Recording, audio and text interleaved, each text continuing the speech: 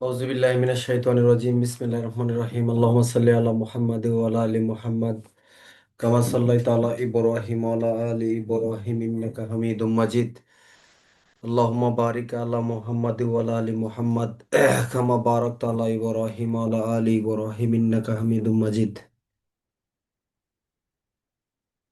রব্বি জিদনি ইলমা রব্বি ইশরাহ লি সাদরি ওয়া ইয়াসসির লি আমরি ওয়াহলুল উকদাতাম মিন লিসানি ইয়াফকাহু কাওলি।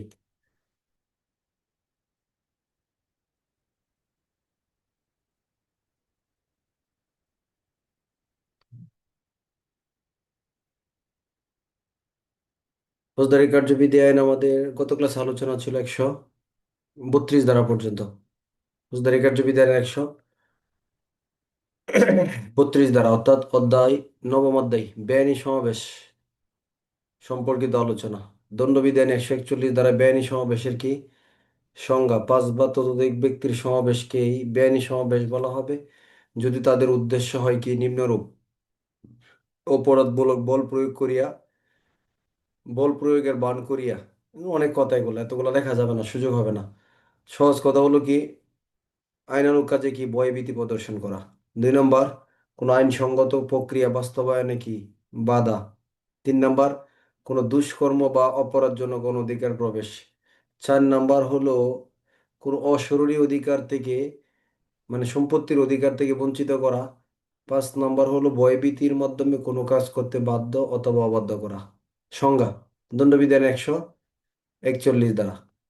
আর এই বেআইনি সমাবেশ অথবা শান্তি ভঙ্গ করতে পারে এরকম পাঁচ বা ততোধিক ব্যক্তির সমাবেশ ছত্রভঙ্গ হওয়ার জন্য থানার ভারপ্রাপ্ত কর্মকর্তা অথবা নির্বাহী ম্যাজিস্ট্রেট কি করবেন? মৌখিকভাবে নির্দেশ বা আদেশ প্রদান করবেন। ধারা হলো ফৌজদারি কার্যবিধি আইনের 127 ধারা। যাদেরকে আদেশটা প্রদান করবেন তারা ছত্রভঙ্গ হবেন। 127-এর সাথে পুলিশ আইনের 30 টাইপের ক 1 দ্বারা, পুলিশ প্রবিধানের 142 বিধি। আর এই বেআইনি সমাবেশ 127 ধারার মৌখিক নির্দেশে যদি ছত্রভঙ্গ না হয়, মানে মৌখিক নির্দেশ দিতে হবে, হ্যাঁ? তারপর হলো কি, বল প্রয়োগ করে অগ্রসর, সামরিক শক্তি না বেসামরিক শক্তির সাহায্য, আর এটা হলো কি আটক এবং গ্রেপ্তার করা যাবে। তবে এই তিনটা প্রক্রিয়া অবলম্বন করার জন্য মৌখিক নির্দেশ না দিয়েও কি করা যায়? সরাসরি প্রক্রিয়াগুলো অবলম্বন করা যায়। কখন?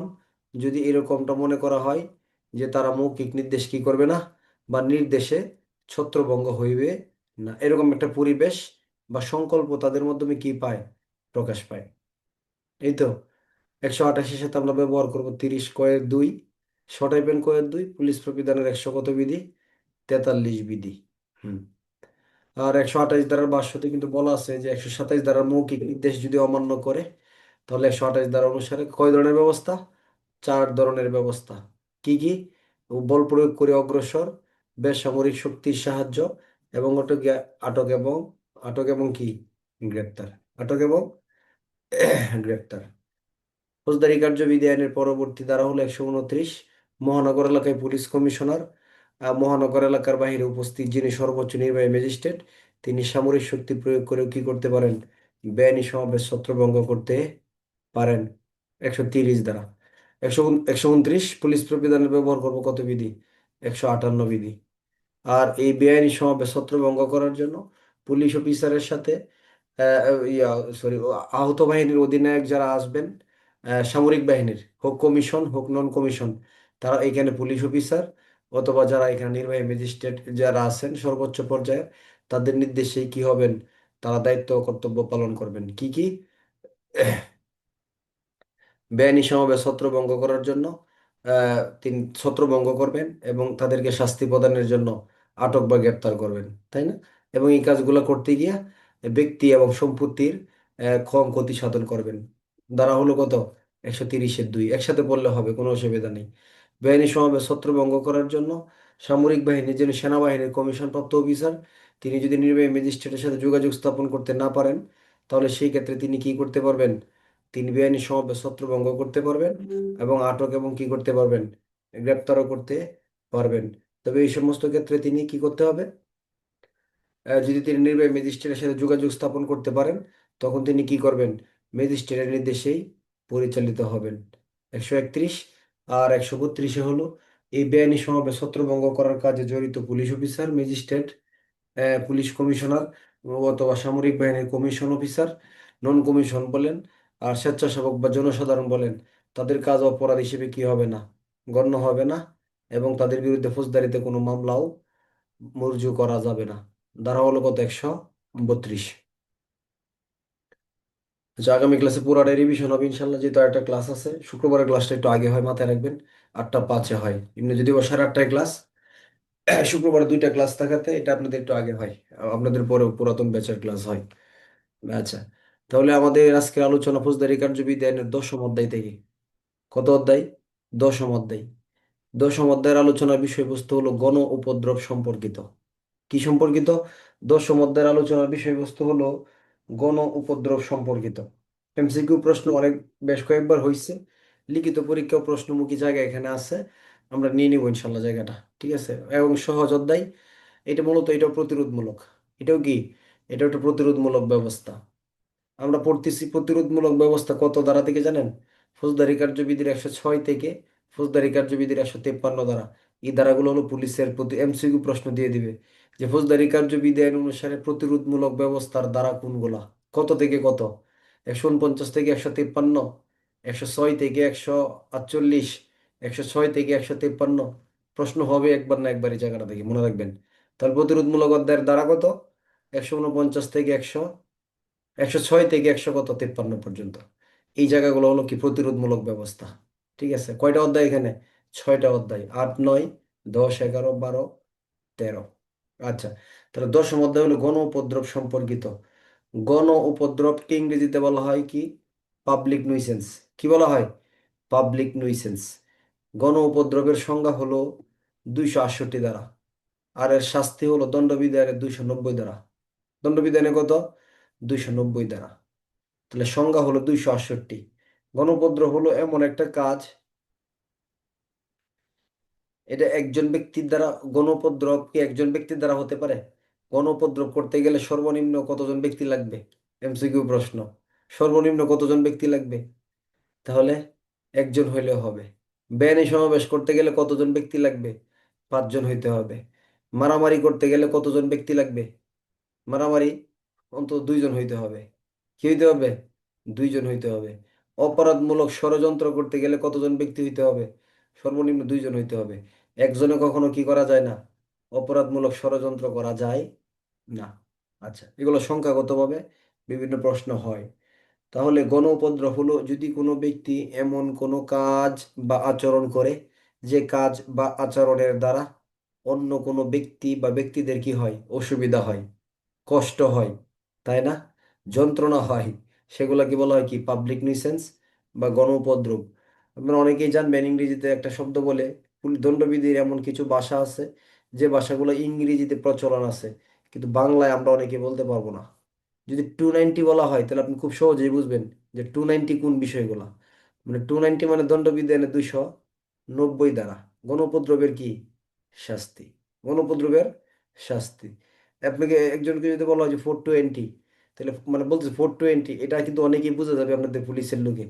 কিন্তু যদি একজনকে বলা হয় দণ্ডবিধির 420 ধারায় কি আছে, তখন কিন্তু চিন্তা করবে যে 420-এ কি আছে, সহজে মনে করতে পারবে না। কিন্তু 420 বললে মানে ইংলিশটা খুব সহজে নিতে পারবে। 290 বললে বুঝে নেবে যে এটা এই অপরাধ, তাই না? আবার যদি বলে দণ্ডবিধি 290 ধারায় কি আছে, তাহলে কিন্তু একটু সময় লাগবে আবার, এরকম আর কি। আচ্ছা, তাহলে আমাদের আলোচনা গণ উপদ্রব সম্পর্কিত। তাহলে সংখ্যাগত দ্বারা দণ্ডবিধির 268 দ্বারা, শাস্তি হলো দণ্ডবিধানের 290 দ্বারা। তাহলে গণ উপদ্রব এবং উপদ্রবের পার্থক্য আপনাকে আগে বুঝতে হবে। একটা হলো গণ উপদ্রব, আর একটা হলো উপদ্রব। এই দুটোর পার্থক্য বুঝেন? যদি ভাই অধ্যায়টা গণ উপদ্রব সম্পর্কিত, কিন্তু এখানে দুই ধরনের আলোচনা। একটা হলো গণ উপদ্রব আর একটা হলো উপদ্রব। তাহলে উপদ্রবটা কি আর গণ উপদ্রবটা কি? ধরেন আপনি ব্যারাকে সবাই ঘুমাচ্ছে, আপনি রাত্রেবেলা এমন একটা গান বাজাচ্ছেন ব্যারাকে, রাত্রে ফুল স্পিকার দিয়া, ব্যারাকের কোনো লোক ঘুমাইতে পারতেছে না। এটার নাম কি? উপদ্রব না গণ উপদ্রব? গণ উপদ্রব, তাই না? এলাকাবাসী রাত্রে সবাই ঘুমায় গেছে, আপনি বিকট ভাবে মাইক বাজাচ্ছেন বাড়িতে, বিয়ের অনুষ্ঠান, পুরো গ্রামবাসী ঘুমাইতে পারতেছে না।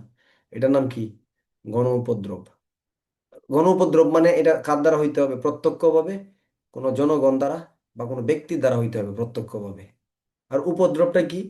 উপদ্রবটা হলো এমন একটা বিষয়, যেমন ধরেন আপনার একটা কুকুর আছে, আপনার বাড়ির সামনে দিয়ে যেই যায় 1 কিলোমিটার পর্যন্ত দৌড়ায় নিয়ে যায় তাকে, এই কুকুরটা। তাহলে এটা ব্যক্তি যাচ্ছে না কুকুর যাচ্ছে, কুকুর যাচ্ছে, এরকম আছে না, দেখছেন না? এই কুকুর 1 কিলোমিটার পর্যন্ত দৌড়ায় নিয়ে যাবে বাড়ির সামনে দিয়ে যেই যাবে। তাহলে এটা কি সরাসরি কোনো ব্যক্তির দ্বারা হচ্ছে নাকি ব্যক্তির কোনো বস্তুর দ্বারা হচ্ছে বা প্রাণীর দ্বারা?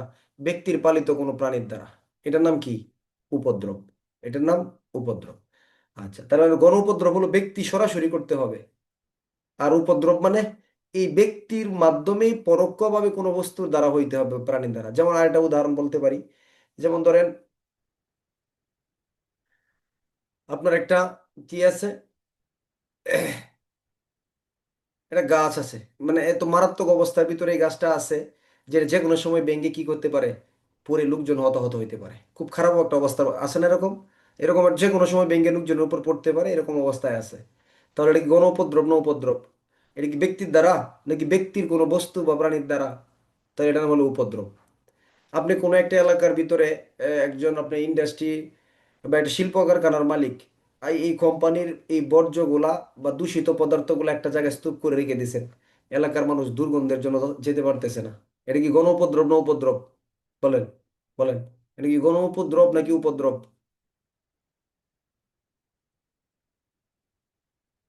হ্যাঁ, এটা উপদ্রব। কেন? কারণ এই ব্যক্তি সরাসরি কাজটা করতেছে না, ব্যক্তির কোনো মাধ্যম থেকে হচ্ছে। তারপরে ধরুন আপনি একটা বিল্ডিং তৈরি করতেছেন, বলবেন এগুলো কেন বলতেছি, এগুলোর মাধ্যমেই এই ক্লাসটা শুরু হবে এই কথাগুলোর ভিতরে।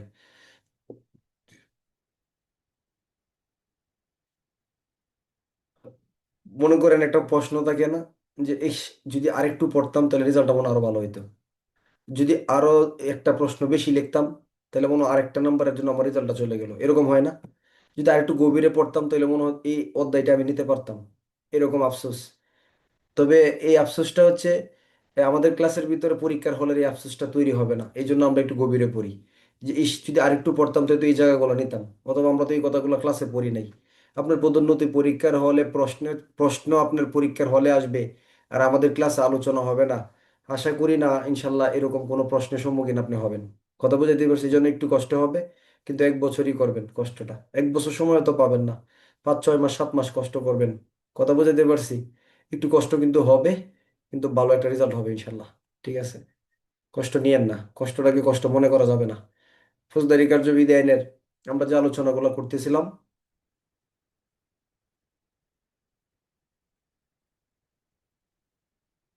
আচ্ছা, তাহলে উপদ্রব এবং গণ উপদ্রবের পার্থক্য বুঝছেন তো? একটা পার্থক্য বোঝা গেছে না? তাহলে আপনার বিল্ডিং তৈরি করতেছেন, ধরেন রাস্তার উপরে ইট বালু সিমেন্ট ফেলে রাখছেন, লোকজন হাঁটাফেরা করতেছে না, এটার নাম কি গণ উপদ্রব নাকি উপদ্রব? বলেন, একটু উত্তর দেওয়ার চেষ্টা করবেন। আপনি বিল্ডিং তৈরি করতেছেন, রাস্তার ভিতরে ইট বালু সিমেন্ট ফেলে রাখছেন, লোকজন কি করতে পারতেছে না, চলাচল করতে পারতেছে না, এটা নাম কি গণ উপদ্রব নাকি উপদ্রব? যারা গণ উপদ্রব তারা হাত উঠান, যেটা গণ উপদ্রব।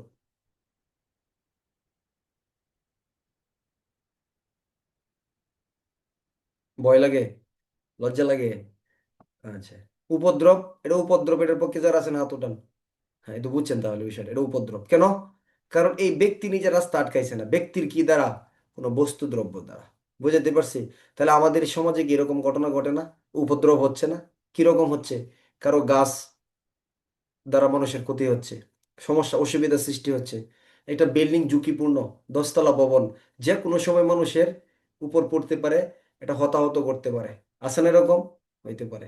অথবা কোনো ধরনের বিষাক্ত বা কোনো ধরনের বর্জ্য পদার্থের মাধ্যমে কোনো মানুষের উপকার বা সরি ক্ষতি হইতে পারে, বা আতঙ্ক হইতে পারে, এরকম হইতে পারে। কোনো ব্যক্তির কোনো ধরনের কুকুর টুকুর কোনো জন্তু প্রাণী হইতে পারে, এটার দ্বারা মানুষ আতঙ্কের ভিতরে আছে, বা এটার দ্বারা মানুষের কি হচ্ছে, অসুবিধা হচ্ছে। তাহলে এরকম ঘটনা আমাদের এখানে ঘটে কি না? ঘটে। যে অসুবিধা এখনো হচ্ছে না, হতে কতক্ষণ, এরকম।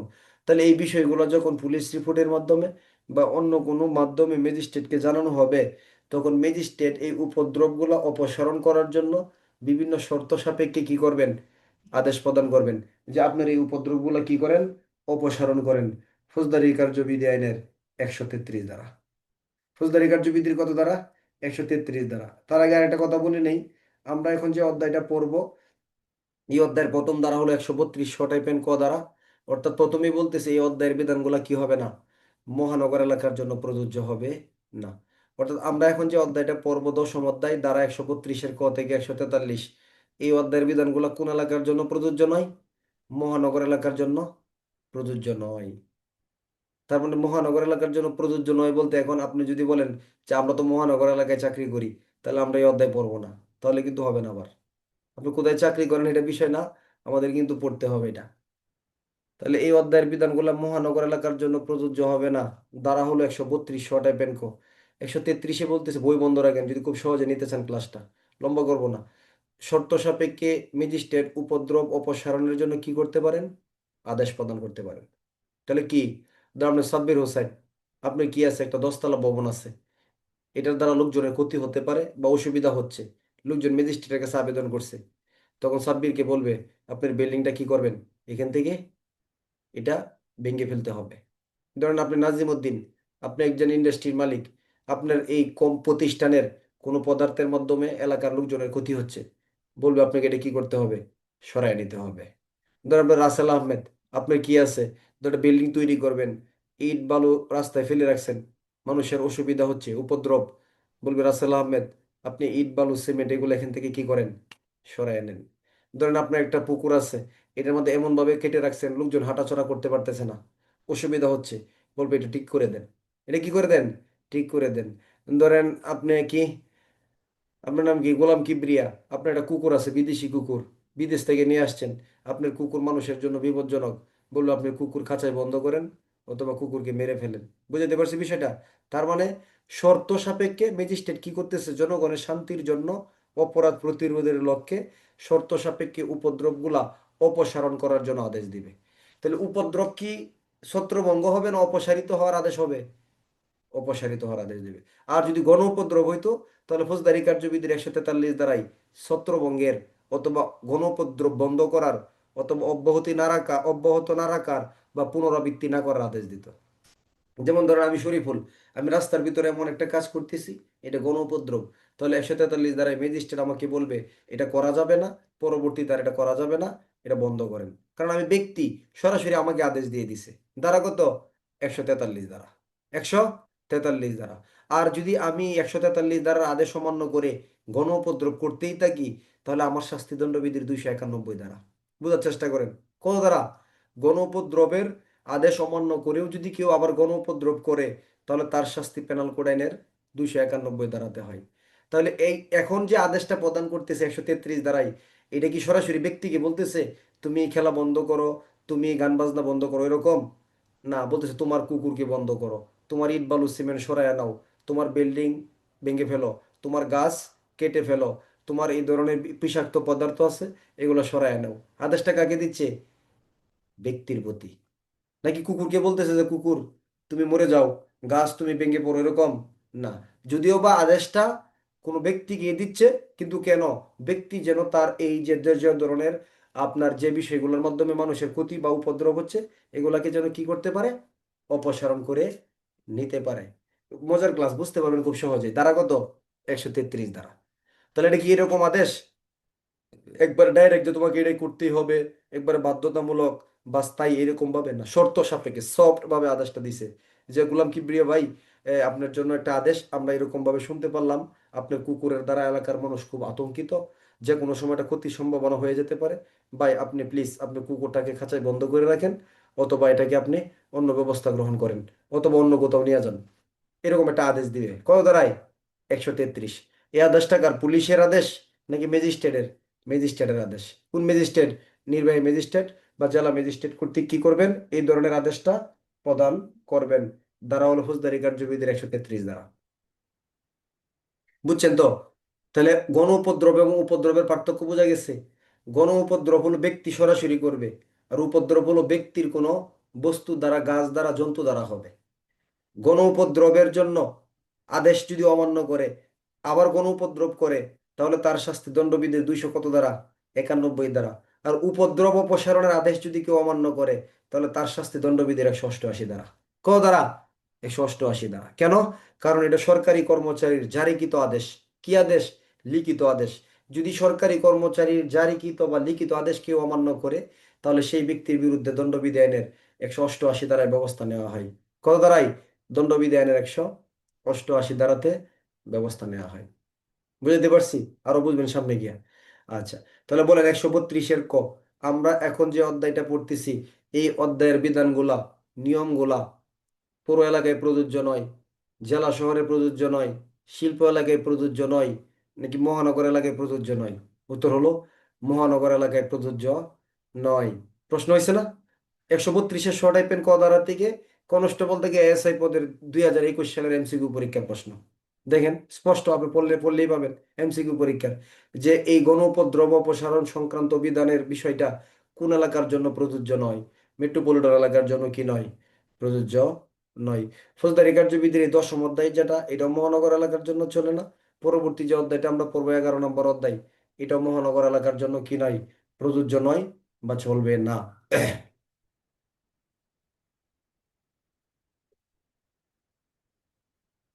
এখন প্রশ্ন, এই যে আদেশটা দিলেন অপসারণের জন্য, আদেশটা, এই আদেশটা কি মৌখিক হবে নাকি লিখিত হবে?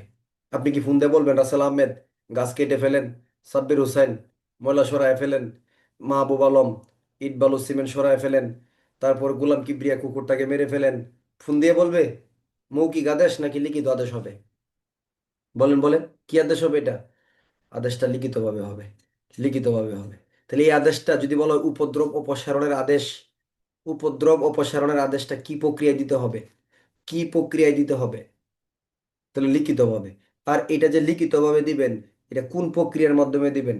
এটা 134-এর আগে বলতেছে, সমন যেভাবে জারি করে না, সমন পড়ে আসছে না ইতিমধ্যে, সমন জারির বর্ণিত উপায়ে দিতে হবে।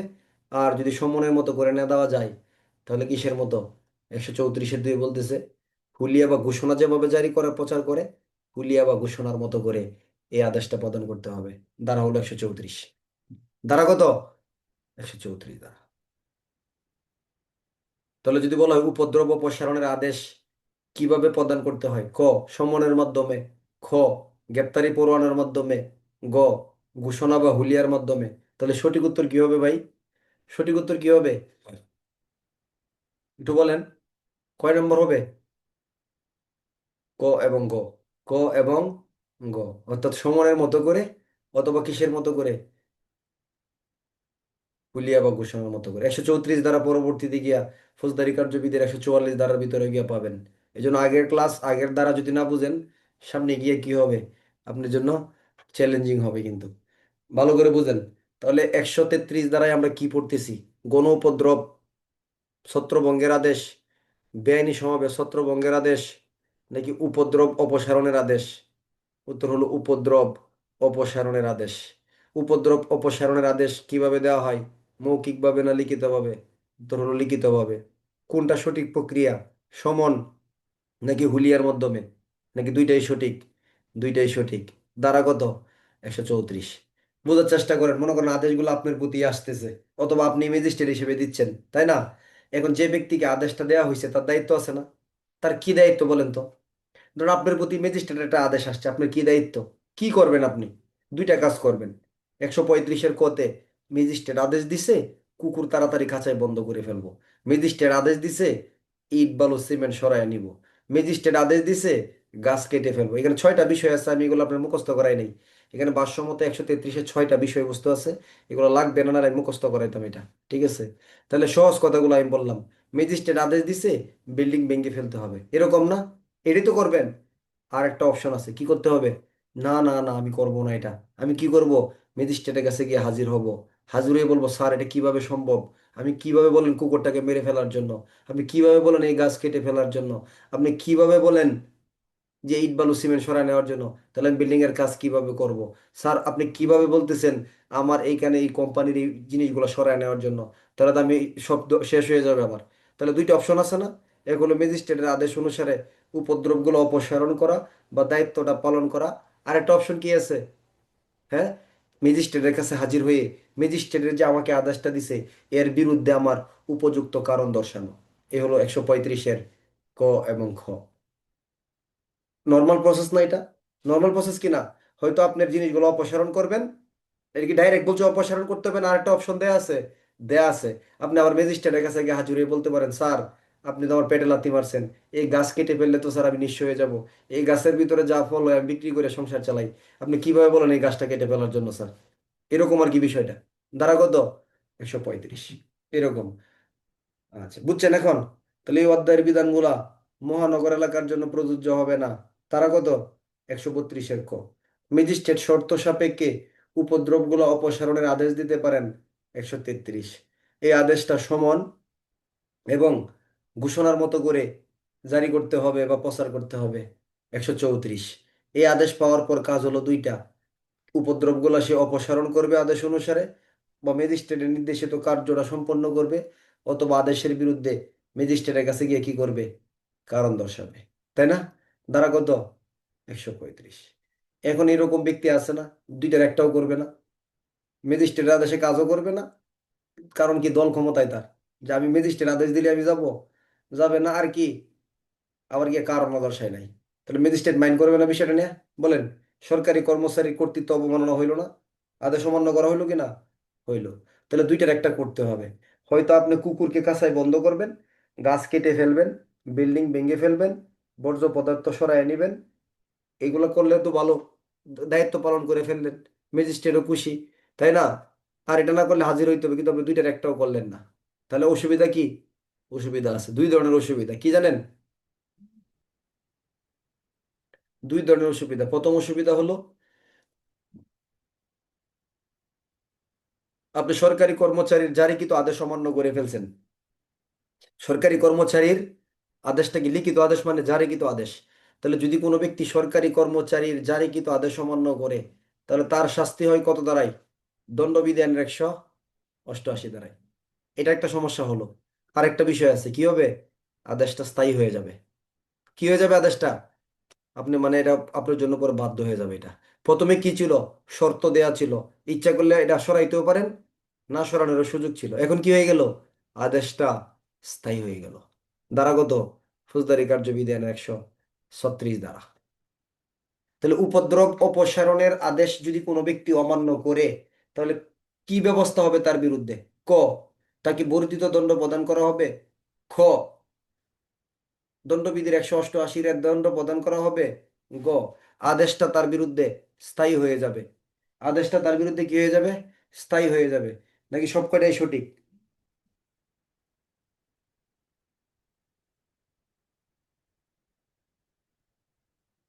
নাকি সব কয়টাই সঠিক?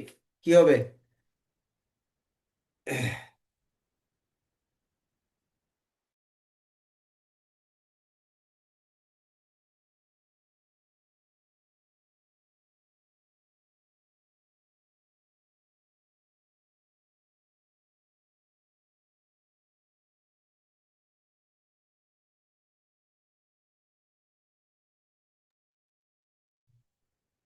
আচ্ছা, তাহলে কি হবে? কোনটা তিন সব কয়টাই সঠিক? সব কয়টাই কি সঠিক? না কি হবে? তাহলে আদেশটা স্থায়ী হবে না। আর দণ্ডবিধান 188 দ্বারাই দণ্ডিত হবে। যদি এভাবে প্রশ্নটা আসে যে উপদ্রব অপসারণের আদেশ যদি অমান্য করে, তাহলে কি প্রক্রিয়া অবলম্বন করতে হবে? আদেশটা স্থায়ী করতে হবে, দণ্ডবিধির 188 দ্বারাই দণ্ডিত হবে, নাকি দুইটাই সঠিক? তাহলে দুইটাই সঠিক। তাহলে আদেশটা স্থায়ী হয়ে গেল। তার মানে বোঝা যায় প্রথম আদেশটা কি ছিল না? স্থায়ী ছিল না। কি ছিল? একটা অস্থায়ী আদেশ ছিল। এটা পরিবর্তনের কি ছিল? সুযোগ ছিল। সহজ না? দ্বারা হলো ফৌজদারি কার্যবিধি আইনের 136 দ্বারা। বোঝা যায়? বোঝা যায় না? বোঝা যায়। তাহলে মহানগর এলাকায় প্রযোজ্য হবে না দ্বারা কত? 136। নাকি 132? 32? না, 32-এ মাথা লড়াইলে হবে না। 32 শ টাইপের ক দিতে হবে। কি দিতে হবে? 32 শ টাইপের ক দিতে হবে। আচ্ছা, এরপরে আসেন 133। উপদ্রবগুলো অপসারণ করার জন্য ম্যাজিস্ট্রেট কি করবেন? শর্ত সাপেক্ষে আদেশ প্রদান করবেন। ধারা কত? 133 মিনিট। আদেশটা সমনের মতো করে বা ঘোষণার মতো করে প্রচার করতে হবে। ধারা কত? 134। আদেশ অনুসারে সে হয়তো দায়িত্ব পালন করবে, অথবা ম্যাজিস্ট্রেটের কাছে হাজির হয়ে আদেশের বিরুদ্ধে সে কি করবে, কারণ দর্শাবে। ধারা কত? 135।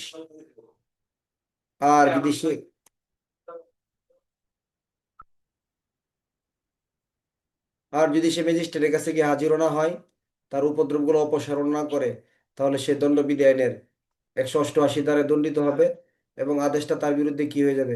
এটা কি হলো?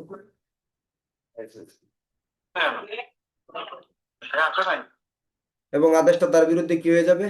স্থায়ী হয়ে যাবে। 136 দ্বারা।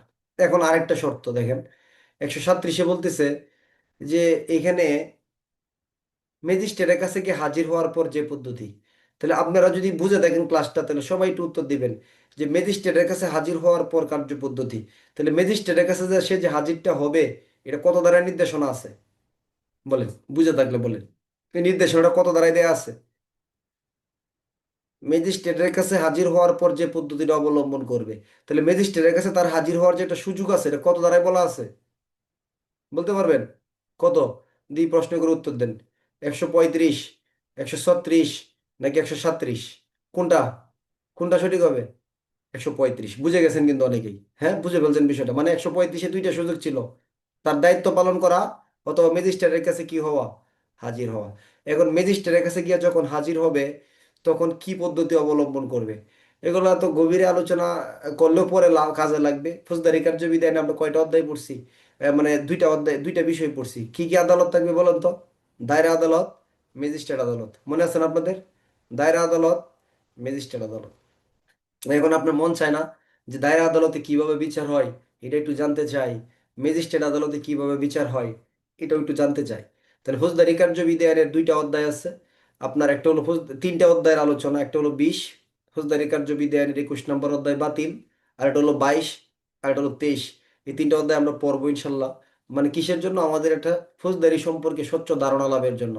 ফৌজদারি কার্যবিধানের 20 নম্বর অধ্যায় 241 শ টাইপের ক ধারা থেকে ফৌজদারি কার্যবিধি আইনের 250 ধারা পর্যন্ত, অর্থাৎ ম্যাজিস্ট্রেট আদালতে কিভাবে বিচার হয়, ম্যাজিস্ট্রেট আদালতে কিভাবে বিচার হবে, আমরা পরে পড়বো। এগুলো খুব সহজ প্রক্রিয়া। আরেকটা হলো সংক্ষিপ্ত বিচার। কি বিচার? সংক্ষিপ্ত বিচার কিভাবে হয়, এটা ফৌজদারি কার্যবিধি আইনের 22 নম্বর অধ্যায়। কত নম্বর অধ্যায়? ফৌজদারি কার্যবিধি আইনের 22 নম্বর অধ্যায় 260 থেকে 265 ধারা। আরেকটা পড়বো দায়রা আদালতে, যেটা সবচেয়ে গুরুত্বপূর্ণ। দায়রা আদালতে বিচার কিভাবে হয়? দায়রা আদালতে বিচার হয় আলোচনা, 12টা পদ্ধতি আছে।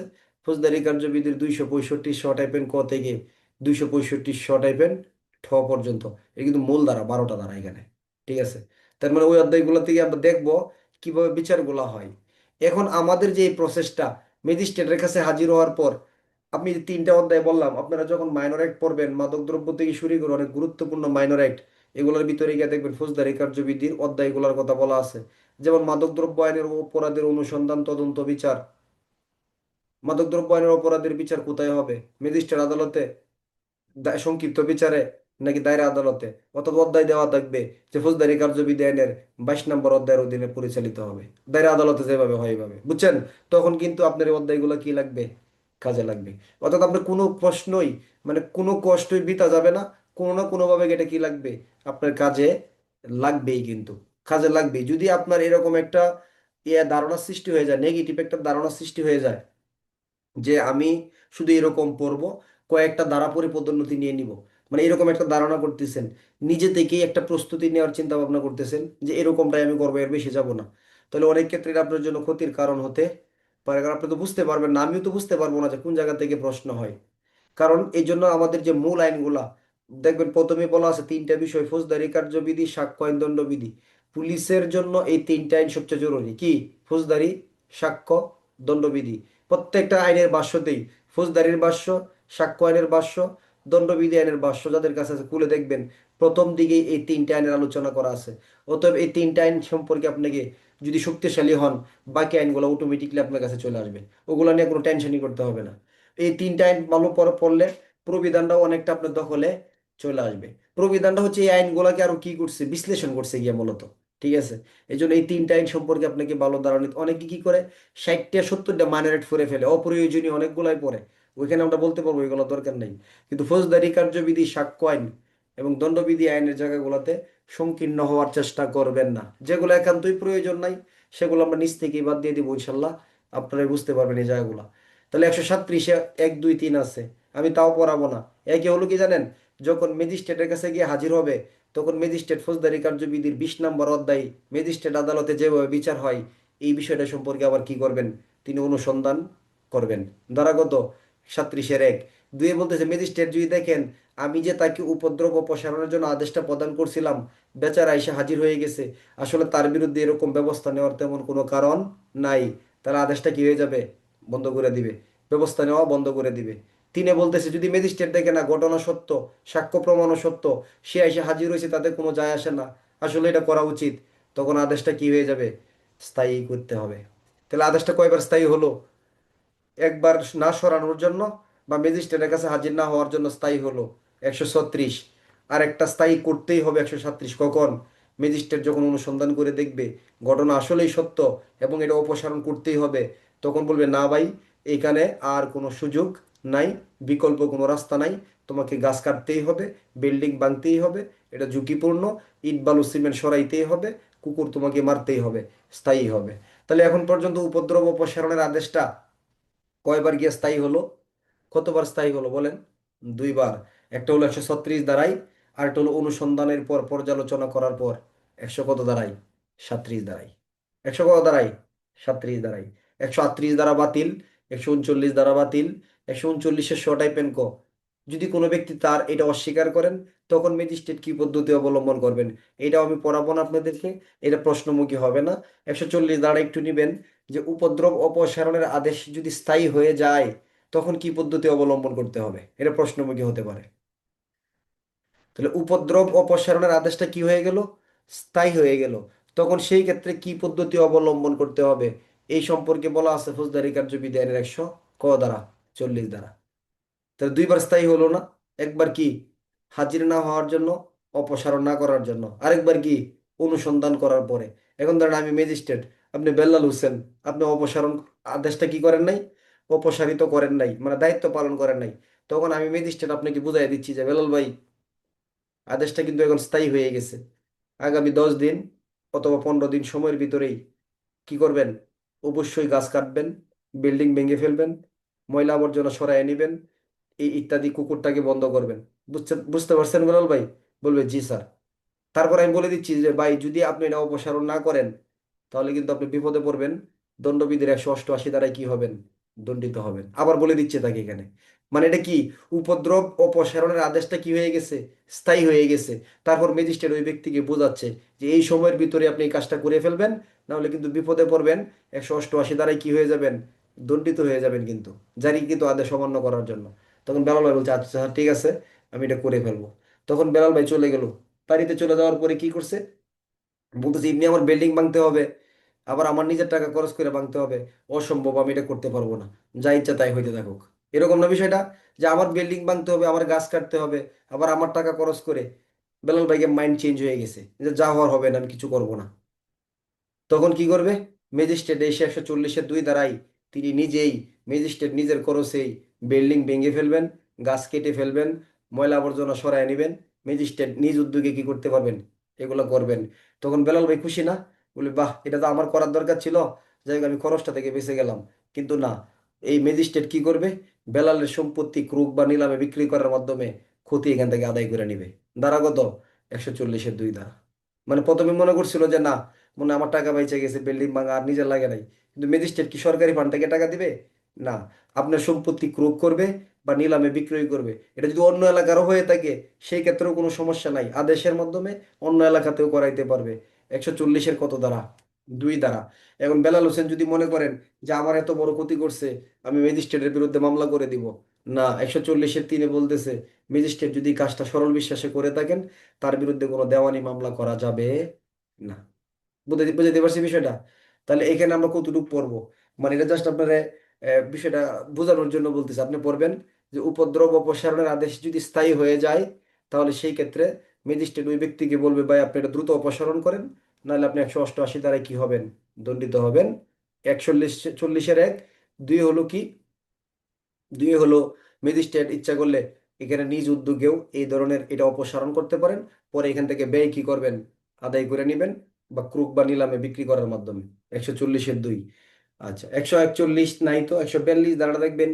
ওই যে সেনাবাহিনীকে ম্যাজিস্ট্রেটের ক্ষমতা দিচ্ছে না, দেখছেন ধারাগুলা? এর ভিতরে কিন্তু 142 ধারাও আছে। 142 ধারা কি জানেন? ধরুন এই ধরনের ম্যাজিস্ট্রেট কর্তৃক এই বিষয়গুলোর ভিতরে তাৎক্ষণিক বা আশু সিদ্ধান্ত নেওয়ার ক্ষমতা, তদন্ত সাপেক্ষে অন্য কোনো আদেশ প্রদান করতে পারে। অর্থাৎ এরকম উপদ্রব অপসারণ সংক্রান্ত কোনো আদেশ বা কোনো জটিলতা, কোনো অভিযোগ আছে, তাহলে এখানে কি করতে পারে ম্যাজিস্ট্রেট? এই বিষয়টা যদি কোনো পক্ষের ক্ষতি না হয়, এই সম্পর্কে তদন্ত সাপেক্ষে একটা বিশেষ কোনো আদেশ কি করতে পারবে, প্রদান করতে পারবে। এটা ম্যাজিস্ট্রেটের কার্যক্রম সাধারণত আমাদের প্রশ্নমুখী হবে না। 142 দ্বারা ফৌজদারি কার্যবিধির 143 দ্বারা একটু নিবেন। 143 দ্বারা আলোচনার বিষয়বস্তু হলো জেলা ম্যাজিস্ট্রেট বা ক্ষমতাপ্রাপ্ত নির্বাহী ম্যাজিস্ট্রেট কোনো কি দণ্ডবিধি আইনের কোনো গণ উপদ্রব বা বাংলাদেশের বিশেষ বা স্থানীয় আইনের অধীনে কোনো গণ উপদ্রব অব্যাহত না রাখা বা পুনরাবৃত্তি না করার জন্য কি করতে পারবেন, আদেশ প্রদান করতে পারবেন ফৌজদারি কার্যবিধি আইনের 143 দ্বারা। তাহলে বেআইনি সমাবেশ এবং গণ উপদ্রবের মধ্যে পার্থক্য আছে না নাই? আছে। বেআইনি সমাবেশ এবং গণ উপদ্রবের পার্থক্য, কিরকম পার্থক্য? বেআইনি সমাবেশের সংখ্যা 141 দ্বারা, শাস্তি 143। গণ উপদ্রবের সংখ্যা 268 দ্বারা, শাস্তি 290। বেআইনি সমাবেশ ছত্রভঙ্গ করার জন্য আদেশ পুলিশ অফিসার ম্যাজিস্ট্রেট উভয়ে পারেন। গণ উপদ্রব ছত্রভঙ্গের আদেশ শুধুমাত্র ম্যাজিস্ট্রেট দিতে পারেন। পুলিশ অফিসার গণ উপদ্রব ছত্রভঙ্গের আদেশ দিতে পারে না। এরপর গণ উপদ্রবের আদেশ অমান্য বেআইনি সমাবেশ ছত্রভঙ্গের আদেশ অমান্য করেও যদি কেউ বেআইনি সমাবেশ করে, তার শাস্তি কত দ্বারা মনে আছে? কালকে পড়াইছিলাম, দণ্ডবিধি আইনের 145 দ্বারা। আর এই গণ উপদ্রব যেটা আছে, গণ উপদ্রবের আদেশ অমান্য করে যদি কেউ আবার গণ উপদ্রব করে, তাহলে তার শাস্তি কত দ্বারা? দণ্ডবিধি 291 দ্বারা। বেআইনি সমাবেশ করতে গেলে সদস্য সংখ্যা 5 বা তার অধিক হইতে হয়। গণ উপদ্রব একজন ব্যক্তির দ্বারাও করা যাইতে পারে। বেআইনি সমাবেশ তফসিলে আমলযোগ্য অপরাধ, বিনা পরোয়ানায় গ্রেপ্তার করা যায়। গণ উপদ্রব আমলের যোগ্য অপরাধ, বিনা পরোয়ানায় গ্রেপ্তার করা যায় না। আর আছে আছে না পার্থক্য? আর অনেক পার্থক্য আছে। যাই হোক, তার মানে আমরা এই যদিও বা অধ্যায়টা গণ উপদ্রব সম্পর্কিত, তাহলে গণ উপদ্রবের জন্য ধারা কয়টা পাইছি আমরা? একটা ধারা পাইছি। কত? অনলি 143 ধারা। আর বাকি সবগুলা কি নিয়া? উপদ্রব নিয়া। তাহলে 143 ধারা বুঝছি আমরা। কোনো ব্যক্তিরা গণ উপদ্রব করতেছে। গণ উপদ্রব তো অনেক রকমের অপরাধ, রাস্তাঘাটে অশ্লীল কার্যক্রম করা, অসামাজিক কার্য, রাস্তাঘাটে গান বাজনা করা, তাই না? অনেক রকম গণউপদ্রব 290 ধারাটাকে অনেক জায়গায় নিয়ে আসে। ওই যে আপনার যে হোটেলের যে ব্যবসাগুলো আছে বিভিন্ন, বা যেটা দেহ ব্যবসা বলা হয়, এই জায়গাগুলোকেও কিন্তু বাংলাদেশের প্রচলিত আইনে 290 গণউপদ্রবের জায়গায় নিয়ে আসে। অনেক অনেক আরো অনেক কিছু আনতে পারে এটার ভিতরে, ঠিক আছে? দণ্ডবিধিতে গেলে এগুলো বিশ্লেষণ করবো আমরা ইনশাল্লাহ। যাই হোক, তাহলে এই দণ্ডবিধি আইনের ফৌজদারি কার্যবিধির 143 দ্বারা কি বলতেছে? জেলা ম্যাজিস্ট্রেট বা আপনার এই নির্বাহী ম্যাজিস্ট্রেট কি করতে পারেন? গণ উপদ্রব বন্ধ রাখার, শুধু কি বন্ধ রাখার, মানে অব্যাহত না রাখার, মানে চালু না রাখার, এবং এটা পুনরায় যেন আর না করে, অব্যাহত না রাখা এবং পুনরাবৃত্তি না করার জন্য কি করতে পারেন? আদেশ প্রদান করতে পারেন। ধারা হল ফৌজদারি কার্যবিধি কত দ্বারা? 143 দ্বারা। কত? 143 দ্বারা। তাহলে আপনি কি পড়বেন এই অধ্যায়টা? 5 মিনিটের পড়া। এই অধ্যায়ের বিধানগুলা মহানগর এলাকার জন্য প্রযোজ্য হবে না। একদম শর্ট ভার্সন। ধারা কত? 132 ক। ম্যাজিস্ট্রেট শর্ত সাপেক্ষে বিভিন্ন ধরনের উপদ্রবগুলা অপসারণের জন্য আদেশ প্রদান করতে পারেন। ধারা কত? 133 দ্বারা। বুঝছেন তো? ঘরবাড়ি, গাছপালা, ময়লা পদার্থ, আবর্জনা, কুকুর টুকুর, জীবজন্তু ইত্যাদি, এই আদেশটা যার প্রতি দিবেন সেটা সমন অথবা ঘোষণার মতো করে কি করা যাবে? দেওয়া যাবে। ধারা কত? 134 দ্বারা। এই আদেশ অনুসারে কোনো ব্যক্তি 34-1-2, 35-ক ওইভাবে পড়ার দরকার নেই, ডাইরেক্ট 34 দ্বারা পড়বেন শুধু। 35-এ বলতেছে এই আদেশটা যাকে দেওয়া হবে তিনি দ্রুত ম্যাজিস্ট্রেটের নির্দেশে কাজ করে ফেলবেন, অথবা ম্যাজিস্ট্রেটের কাছে গিয়ে হাজির হয়ে কি করবেন? কারণ দর্শাবেন যে স্যার এটা সম্ভব না ইত্যাদি। 135। কিন্তু 135-এর 2টা কাজের তিনি একটাও করেন নাই, তাহলে তার দুই ধরনের সমস্যা। দণ্ডবিধির 188 দ্বারাই দণ্ডিত হবে এবং আদেশটা তার বিরুদ্ধে কি হয়ে যাবে? স্থায়ী হয়ে যাবে। 137, সে 137টা কখন দরকার বলেন তো? 135 ধারা অনুসারে আদেশ পালন করে ফেললে, উপদ্রব অপসারণ করে ফেললে 137-এর দরকার, নাকি না করলে? না করলে গিয়ে হাজির হইলে। এখন ম্যাজিস্ট্রেটের কাছে গিয়ে হাজির হইছে, তাহলে ম্যাজিস্ট্রেট কি করবে? ম্যাজিস্ট্রেট দেখবে যে আসলে বেচারা নির্দোষ, নিরপরাধ, আদেশ বাতিল, না আসলে সে অপরাধী, আসলে সে এরকম সমস্যা করতেছে, তাহলে আদেশটা কি হয়ে যাবে? স্থায়ী হয়ে যাবে। ধারা কত? 137। এখন আদেশ স্থায়ী হওয়ার পর ম্যাজিস্ট্রেট তাকে বলবে, ভাই, বহুত দেখছি, প্রথমে নর্মাল আদেশ ছিল, এখন কিন্তু আদেশ স্থায়ী হয়ে গেছে, তোমার আর কোনো সুযোগ নাই, তুমি 5 দিন 10 দিনের ভিতরে এই কাজটা করবা, যদি না করো তুমি কিন্তু 188 দ্বারাই কি হয়ে যাবা? দণ্ডিত হয়ে যাবা। ধারা কত? 140। তারপরেও যদি সে দায়িত্ব পালন না করে, তাহলে ম্যাজিস্ট্রেট স্বেচ্ছায় নিজের উদ্যোগে নিজ খরচে প্রথমে এটা অপসারণ করবেন, পরে তার কাছ থেকে টাকাটা আদায় করে নেবেন। কত দ্বারা? 140 দ্বারা। 143, জেলা ম্যাজিস্ট্রেট বা নির্বাহী ম্যাজিস্ট্রেট কি গণ উপদ্রব, এটা দণ্ডবিধি আইনের হইতে পারে, কোনো বিশেষ আইনের হইতে পারে, কোনো স্থানীয় আইনের হইতে পারে, এগুলো বন্ধ করার এবং পুনরায় চালু না করার জন্য কি করতে পারেন? আদেশ প্রদান করতে পারেন। ধারাগত ফৌজদারি কার্যবিধির 143। এখন ধরেন পরীক্ষার হলে 26 সালে ঢুকলেন, হঠাৎ করে একটা প্রশ্ন আসলো যে গণ উপদ্রব, উপদ্রব অপসারণের আদেশ স্থায়ী হওয়ার পর কি পদ্ধতি অবলম্বন করতে হবে বলেন? এই প্রশ্ন উত্তরটা আপনার জন্য কিন্তু সহজ। অত প্রশ্নটা এইভাবে আসলো যে উপদ্রব অপসারণের আদেশ, উপদ্রব অপসারণের আদেশ কি পদ্ধতিতে প্রদান করা হয়, আদেশ পাওয়ার পর আদেশপ্রাপ্ত ব্যক্তির কি করণীয়। তাহলে আপনি কিন্তু প্রশ্ন পড়া লাগতেছে না, আপনি দেখতেছেন 134 দ্বারা জারি করা হবে, এই ব্যক্তির দুইটা কাজ, দায়িত্ব পালন করবে, নাহলে ম্যাজিস্ট্রেটের কাছে হাজির হবে। এই যে 5 নাম্বার, তো এই জায়গাটা না পড়ার জন্য কিন্তু আপনার 5 নাম্বার ছুটে যাইতে পারে। আর এগুলো আমাদের এই জায়গাগুলো কখনোই সিলেবাসের বাইরে না আমাদের। অতীতে যখন 1991 সালে একটা সিলেবাস ছিল প্রণীত, ওইটা এখন আর কার্যকরিতা নাই, তখনও কিন্তু এই অধ্যায়গুলা সিলেবাস অন্তর্ভুক্ত ছিল। ফৌজদারি কার্যবিধি আইনের পরবর্তী অধ্যায়, আরেকটা অধ্যায় পড়াবো আমরা এখন আজকে, পরে আজকে আপনাদের আলোচনা শেষ। 11, কালকে এমসিকিউ পরীক্ষায় 50 পাইছেন কে? আছে এরকম? 50? অনেকে 50 পাইছে, আমাকে করছে যে 50 পাইছি স্যার। ঠিক আছে, তাহলে বোঝার চেষ্টা করেন, 50 কিন্তু পাচ্ছে। 50 পাইছেন এরকম? একটু লেখেন তো দেখি, সবাই দেখি কতজন 50 পাইছেন, একটু দেখি। এখন একটা বিষয় লক্ষ্য রাখবেন, আমি বলছি 50 পাইছেন কিনা, এখন আপনি 33 পাইছেন, এটা লেখেন না এখন, এটা পরে আসতেছে একটু, ঠিক আছে? আপনি 50-এর ঘরে থাকবেন আগে।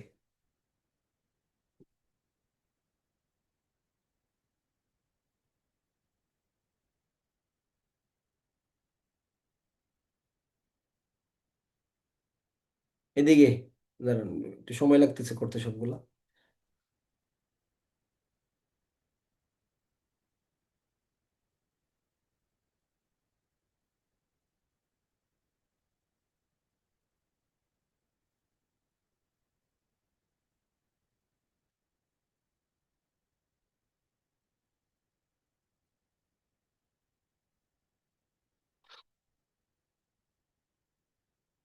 অনেকে 50 লিখতেছে না, তাহলে কিভাবে সম্ভব হয়েছে বলেন?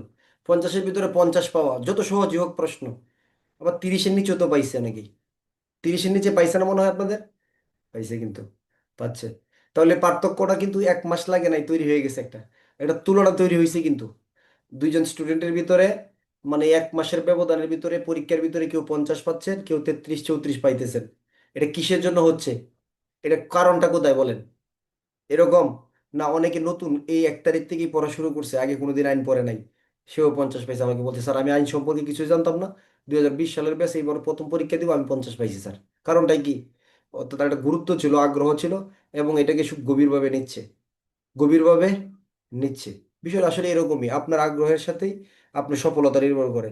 আপনি কতটুকু মেধাবী, আপনার হাতের লেখা কতটুকু সুন্দর, ঠিক আছে, আপনার একাডেমিক কি রেজাল্ট, এটার সাথে আমাদের পদোন্নতি পরীক্ষার এই জায়গাগুলোর অনেকে, অনেক ক্ষেত্রেই কোনো কি নাই, সম্ভাবনা নাই, অনেক ক্ষেত্রেই কোনো সম্পর্ক নাই আসলে। এই জায়গাটা হচ্ছে একটা গভীর গুরুত্ব, আপনারা দেখেন না চোখের সামনে, আপনার কাছে মনে হচ্ছে যে অনেক লোক, যে সে আসলে এতটা স্মার্ট না, এতটা ট্যালেন্ট না, কিন্তু একদম সহজ সরল, যে সে কিছুই জানতো না, সে এসআই হয়ে গেছে। কি ছিল তার ভিতরে? তার ভিতরে একটা পদোন্নতির স্বপ্ন ছিল।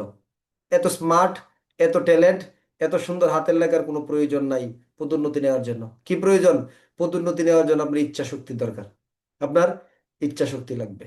ঠিক আছে, সাজেশন তো অবশ্যই পাবেন, তবে বছর শেষে। সাজেশন পড়তে সময় লাগবে আপনার 10 দিন, 15 দিন, 20 দিন, ওই সময় পাবেন। এর আগে সারা বছর যা পড়াবো সবই আপনার জন্য সাজেশন, মনে রাখবেন এটা। ঠিক আছে। 30-এর নিচে কয়জন পাইছেন একটু লেখেন তো দেখি। আচ্ছা 30-এর নিচে কয়জন আমি একটু দেখতে চাই। 30-এর নিচে, 30-এর নিচে কে একজন লেখছে 27 পাইছে। ওইটা বুঝাই দিব পরে। 30-এর নিচে কেউ আছেন এরকম?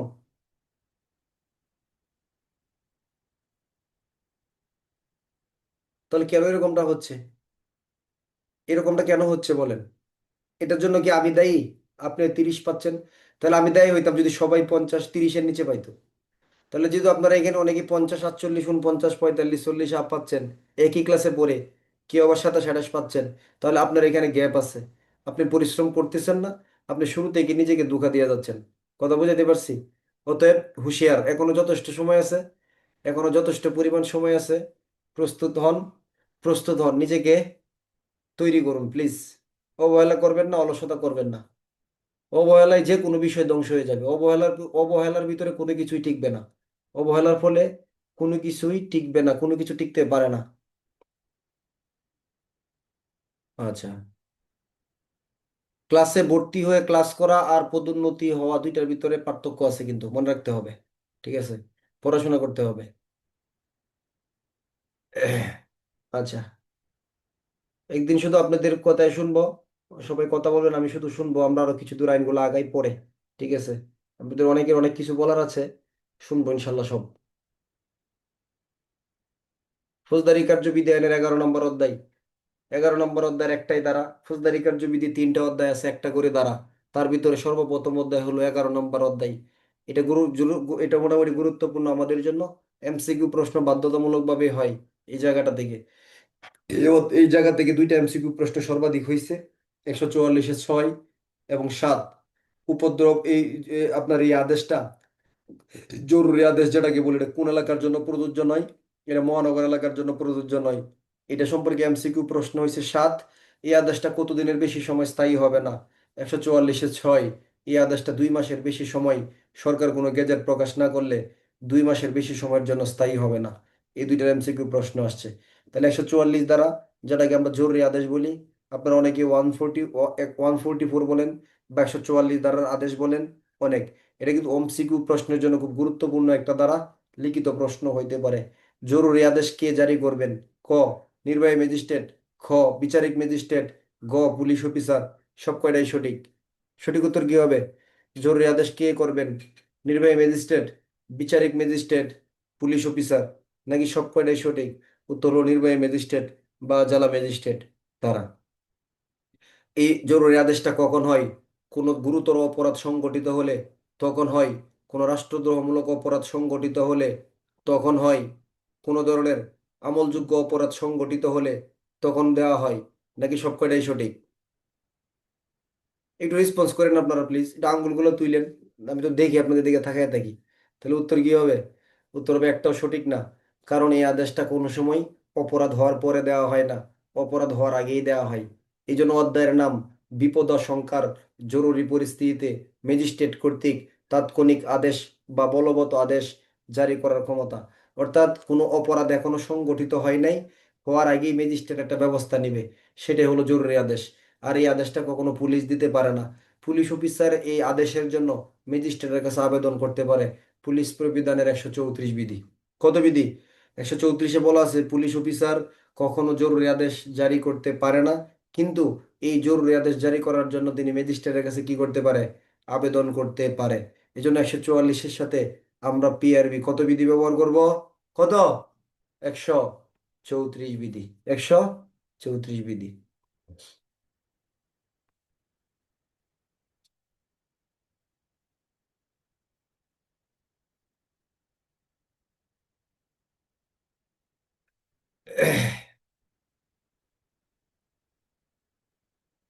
আচ্ছা, এরপরে আসেন ফৌজদারি কার্যবিধি আইনের 144 ধারা, তাহলে কি?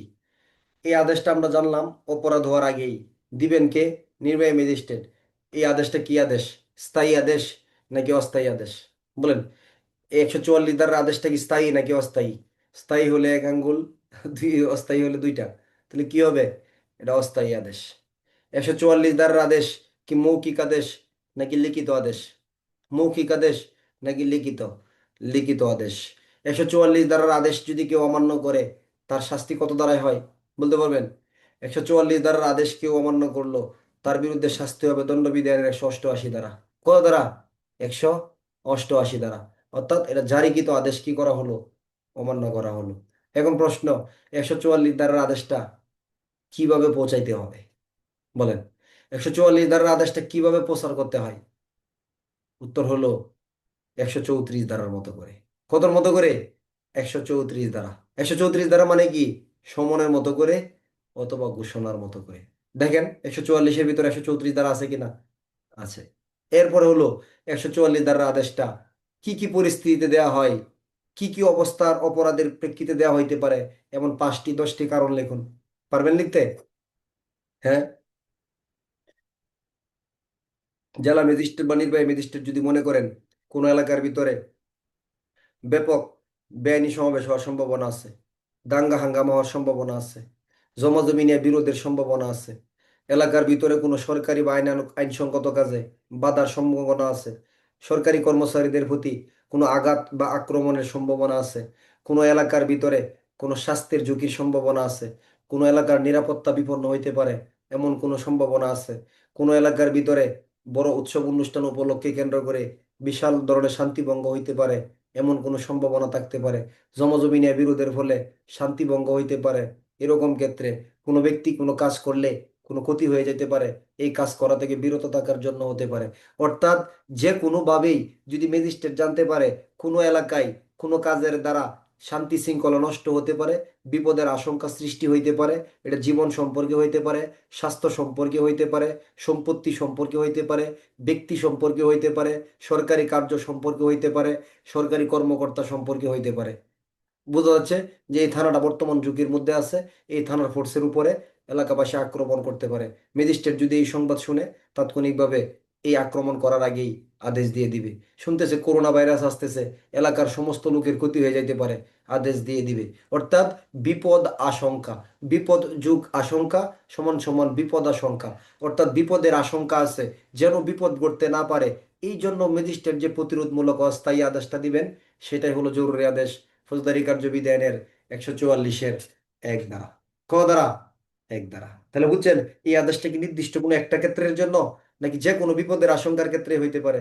যে কোনো ধরনের বিপদ, জীবন স্বাস্থ্য, সরকারি বেসরকারি কাজ হইতে পারে, সম্পত্তি হইতে পারে, অনেক বিষয় হইতে পারে। এবং আদেশটা কিভাবে হবে?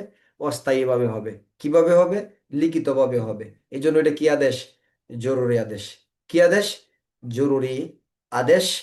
ফৌজদারি কার্যবিধির 100 কত ধারা? 44 ধারা। 144 ধারা। আপনারা অনেকে এর সাথে আবার বিশেষ ক্ষমতায়নের 24 ধারা লাগাবেন, সান্ধ্য আইন এই সেই মনে মনে বলতেছেন যারা পড়া আছে আর কি। লাগলে আমি বলতাম যে দিয়েন এটা, ওইটা পরে দেখা যাবে। তাহলে ধারা হলো ফৌজদারি কার্যবিধির কত ধারা? 144 ধারা। পুলিশ প্রবিধানের 134 ব্যবহার করতে পারবেন। 144-এর আরো 2, 3, 4, 5, 6, 7 আছে, ওগুলো আলাদা প্রশ্ন করতে পারে না, আমি একটু ব্যাখ্যা করে দিচ্ছি। দুয়ে হলো 144-এর 2 বলতেছে এই আদেশটা যদি কোনো ব্যক্তি বিশেষের প্রতি নির্দিষ্ট করে দেওয়া না যায়, মনে করেন যে একটা পুরো এলাকা দিতে হবে বা কোনো একটা ব্যক্তির প্রতি দিতে হবে, আদেশটা তো একজনের জন্য হবে এরকম না, তাহলে আদেশটা একতরফাভাবে ম্যাজিস্ট্রেট কি করতে পারেন? তাহলে সমন দিতে হয়, জায়গায় জায়গায় দিতে হয়, ঘোষণা প্রচার করতে হয়, ম্যাজিস্ট্রেট একতরফাভাবে বা মাইকিং করে অন্য কোনোভাবে ইচ্ছা করলে কি করতে পারবে? একতরফাভাবে আদেশটা দিয়ে দিতে পারবে। 144-এর কত ধারা? 2। 3 হলো কোন স্থানে গণ গমনকারী ব্যক্তি বা জনসাধারণের প্রতি ম্যাজিস্ট্রেট এই আদেশটা প্রদান করতে পারবে। 2, 3 আপনাকে না নিলেও চলবে। 4 হলো ম্যাজিস্ট্রেট এই জরুরি আদেশটা কোনো ব্যক্তির আবেদনে অথবা ম্যাজিস্ট্রেট সত্য প্রণোদিত হইয়া এই আদেশটা আবার কি করতে পারেন? বন্ধ বা বাতিল করে দিতে পারেন। 144-এর কত দ্বারা? 4 দ্বারা। 5-এ বলতেছে যদি কোনো ব্যক্তি এই আদেশ বাতিল করার জন্য আবেদন করেন, যে আদেশটা কেন দিলেন, আমাদের খুব ব্যবসা বাণিজ্যের ক্ষতি হচ্ছে, এই হচ্ছে সেই হচ্ছে, তাহলে ম্যাজিস্ট্রেট ওই ব্যক্তিকে আবার হাজির করাবেন এবং তার দাবি দাওয়া কি আছে এগুলো শুনবেন। যদি প্রত্যাখ্যান করেন তাও কারণ লিপিবদ্ধ করবেন। 5, এগুলো প্রশ্নমুখী হয় না। 144-এর 6 পড়বেন, এই আদেশটা 2 মাসের বেশি সময় কি হবে না? স্থায়ী হবে না। এটা অনেকবার এমসিকিউ প্রশ্ন হয়েছে যে এই যে জরুরি আদেশ এটা কতদিনের বেশি স্থায়ী হয় না? এটা 2 মাসের বেশি সময়ের জন্য স্থায়ী হবে না গেজেট প্রকাশ না করলে সরকার। আর 3, এই আদেশটা কি হবে না? মেট্রোপলিটন এলাকা বা মহানগর এলাকার জন্য কি হবে না? প্রযোজ্য হবে না। মেট্রোপলিটন বা মহানগর এলাকার জন্য কি হবে না, প্রযোজ্য হবে না। একটা জিনিস লক্ষ্য রাখবেন, যে ধারাগুলোর গুরুত্ব অনেক বেশি, অনেক সময় নিয়ে আলোচনা করি, যে ধারাগুলোর গুরুত্ব তুলনামূলক কম, অল্প সময় আলোচনা করে শেষ করি। এই থিওরিটা আপনাকে মাথায় রাখতে হবে। আগামী ক্লাসে ফৌজদারি কার্যবিধি আইনের 2টা অধ্যায় পড়ব। ফৌজদারি কার্যবিধি আইনের 12 নম্বর অধ্যায়, 13 নম্বর অধ্যায়। 12 নম্বর অধ্যায়ের আলোচনার বিষয়বস্তু হলো 145 থেকে 148 দ্বারা, 13 নম্বর হলো 149 থেকে 153। এই 2টা অধ্যায় 49 থেকে 53টা ইম্পর্টেন্ট, অনেকে আমাদের প্রশ্ন হয়। আর মাঝখানে একটা ম্যাজিস্ট্রেটের কার্যক্রম। এরপর থেকে আমাদের ফৌজদারি কার্যবিধির মূল অধ্যায়, যেটা ফৌজদারির মূল অংশ, 14 নম্বর অধ্যায় শুরু হবে 154 থেকে 176। এটা 3টা ক্লাস লাগবে বা 4টা ক্লাস মনে হয়। যদি 176 পর্যন্ত ফৌজদারি দখলে নিতে পারেন, তাহলে আপনি মোটামুটি মনে করবেন যে ফৌজদারি কার্যবিধি আইনে 90% আপনার দখলে চলে আসছে। আর টেনশন লাগবে না ইনশাল্লাহ, বুঝতে পারছি। দেখবেন ধারা কিন্তু অনেক, 565, কিন্তু 176 আপনার দখলে আসা মানে ফৌজদারি 85 বা 90% আপনার দখলে চলে আসা। পারবেন না ইনশাল্লাহ? আশা করি পারবেন। তারপরে সাক্ষ্য আইন, এরপরে দণ্ডবিধি, এরপরে পদোন্নতি। এরপরে কি? পদোন্নতি। মনে হয় এরকম, অনেকেই অনেকেই বলে স্যার ক্লাসে জয়েন করছিলাম, 1-1.5 মাস প্রথম কিছুই বুঝি নাই, কিন্তু হাল ছাড়ি নাই, লেগেছিলাম, কিন্তু স্যার আজকে পদোন্নতি। ঠিক আছে, মানে কি যেটা শান্তির জায়গা। আসলে এটা আহামরি কিছু না, পুলিশের পদোন্নতির চেয়ে সহজ আর কোনো জায়গা নাই। কিন্তু সবচেয়ে বড় বিষয়টা কি জানেন? এটা ভয় কাজ করে, এটা আতঙ্ক মানুষ আমাদের ভিতরে ঢুকাইয়া দেয়, যে এত পড়া এত কিছু। আসলে 4-5টা মাস শুধু রেগুলার ক্লাসের পড়াটা কমপ্লিট করলে অবশিষ্ট আর কিছুই বাকি থাকে না। বাকিটা রিজিক, তোক দিয়ে যদি লেখা থাকে অবশ্যই হবে ইনশাল্লাহ। কিন্তু এই আগ্রহটা, জানুয়ারি মাসে যে আগ্রহ থাকে, ফেব্রুয়ারি মাসে আগ্রহের পরিমাণ যদি থার্মোমিটারে মাপতে পারতেন, যেমন জানুয়ারি মাসে যদি মনে করেন 100 ডিগ্রি থাকে, ফেব্রুয়ারি মাসে নেমে এটা 70-এ চলে আসবে। থার্মোমিটারে যদি মাপতে পারতেন এরকমটা। আর যদি দেখেন না আমার পুরা সারা মাস, সারা বছর 100 থেকে 100, বা হয়তো +2 - হইতে পারে, তাহলে আপনি সফল ইনশাল্লাহ। এটা আপনি নিজে নিজে পরীক্ষা করবেন যে আমার এখন জায়গাটা কিরকম। যে আমি তো জানুয়ারি মাসে একটা ক্লাস যেন মিস না হয়, আমি তো শুক্রবারে বাড়ি গেছিলাম না, ফেব্রুয়ারি মাসে তো আমি বাড়ি চলে আসলাম দেখতেছি, তারপর বোঝা যাবে আপনি জায়গাটা একটু কমে গেছে। ওই যে প্রথমবার ওই যে র্যাঙ্কের যে জলকানি দেখছেন, ওই সময় যে স্বপ্নটা ছিল এখন কিছুটা কি হয়ে গেছে, কমে গেছে। এইভাবে নিজেকে কি করবেন, একটু জাজ করবেন। ফৌজদারি কার্যবিধি আইনের 132-এর ক, এই অধ্যায়ের বিধানগুলো মহানগর এলাকার জন্য প্রযোজ্য নয়। ফৌজদারি কার্যবিধির 133, ম্যাজিস্ট্রেট শর্ত সাপেক্ষে উপদ্রবগুলো অপসারণের জন্য আদেশ প্রদান করতে পারেন। ফৌজদারি কার্যবিধির 134, এই আদেশটা সমন এবং কিসের মতো করে, ঘোষণার মতো করে জারি করা হবে। 135, আদেশ অনুসারে দায়িত্ব পালন করবে অথবা আদেশের বিরুদ্ধে ম্যাজিস্ট্রেটের কাছে হাজির হয়ে কারণ দর্শাবে। 137, ম্যাজিস্ট্রেটের কাছে হাজির হওয়ার পর যে পদ্ধতি অবলম্বন করবে, কি করবে, যে পদ্ধতি অবলম্বন করবে, বাতিল করবে অথবা আদেশটা কি করবে, স্থায়ী করবে। স্থায়ী হওয়ার পর 140 দ্বারা ম্যাজিস্ট্রেট বলবে আদেশ আপনি যদি এটা পালন না করেন নির্দিষ্ট সময়ের ভিতরে, তাহলে 188 দ্বারা কি হবেন, দণ্ডিত হবেন। জেলা ম্যাজিস্ট্রেট বা নির্বাহী ম্যাজিস্ট্রেট গণউপদ্রব বন্ধ বা অব্যাহত না রাখার জন্য অথবা পুনরাবৃত্তি না করার জন্য আদেশ প্রদান করতে পারেন। দ্বারা হলো 143, 144, 11 নম্বর অধ্যায়। যদি বলে জরুরি আদেশ কাকে বলে, লিখবেন জেলা ম্যাজিস্ট্রেট বা নির্বাহী ম্যাজিস্ট্রেট কোনো এলাকার ভিতরে কোনো বিপদের সম্ভাবনা আছে অথবা কোনো ধরনের স্বাস্থ্য বা নিরাপত্তা বা আইনানুগ কাজের ভিতরে বাধা হুমকি সম্ভাবনা আছে, এইগুলো যেন করতে না পারে, এই মর্মে তিনি যে প্রতিরোধমূলক আদেশটা জারি করেন, সেটাকে ফৌজদারি কার্যবিধি আইনের 144 দ্বারা জরুরি আদেশ বলা হয়। এরপরে নিচে কিছু কথা লিখবেন। এই আদেশটা মহানগর এলাকায় প্রযোজ্য নয়। এই আদেশটা 2 মাসের সময় বেশি সময় স্থায়ী হবে না। এরপরে লাস্টে লিখবেন পুলিশ অফিসার এই আদেশ জারি করতে পারে না, তবে পিআরবি 134 বিধি অনুসারে এই আদেশের জন্য আবেদন করতে পারে। কোনো সংজ্ঞা বা টিকা আসলে শুধুমাত্র কি বলে, নির্দিষ্ট 3 কথায় সংজ্ঞা লিখে শেষ করে দিবেন, এরকমটা যেন আপনার পরীক্ষার খাতায় না হয়। অবশ্যই সংজ্ঞাগুলোর জায়গাগুলোর ক্ষেত্রে আপনাকে বিশেষ কিছু লিখতে হবে, এই কথাগুলোকে একটু ডিফারেন্ট ভাবে আপনাকে সাজাইতে হবে, তাহলে আপনার পরীক্ষা সুন্দর হবে। ঠিক আছে, দেখা হবে আগামী ক্লাসে, পুরাতন বেসে ক্লাস আছে একটা, রবিবার আবার দেখা হবে। সবার সাথে ভালো থাকবেন, সুস্থ থাকবেন। আল্লাহ হাফেজ, আসসালামু আলাইকুম রহমতুল্লাহি বরকাতুহ।